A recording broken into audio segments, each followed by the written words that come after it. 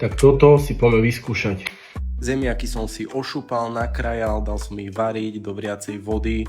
Potom, keď boli uvarené, som si ich takto fajne roztlačil. Potom som ich cez sitko dával, bolo to strašne náročné, nechcelo to ísť, trvalo mi to fakt dlho, vám som to zostrihal.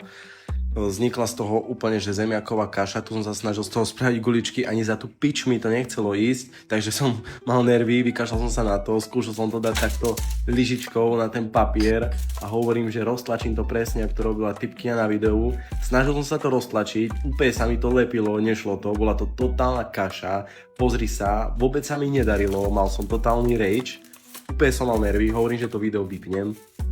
Tak som sa to rozhodol takto spraviť, doladiť lyžičkou, dopadlo to relatívne celkom dobre, dal som to pliec na 200 stupňov, vybral som to, vyzeralo to takto nejak, bolo to trošku chrumkavé, ale bola to taká proste zemiaková placka, nejako som to dal dole z toho papiera, nechcelo to ísť, dal som tomu domáci dressing, ktorý bol výborný, dal som si zero kolu, išiel som to ochutnať, akože nebolo to úplne zlé, ale určite si to už znovu robiť nebudem.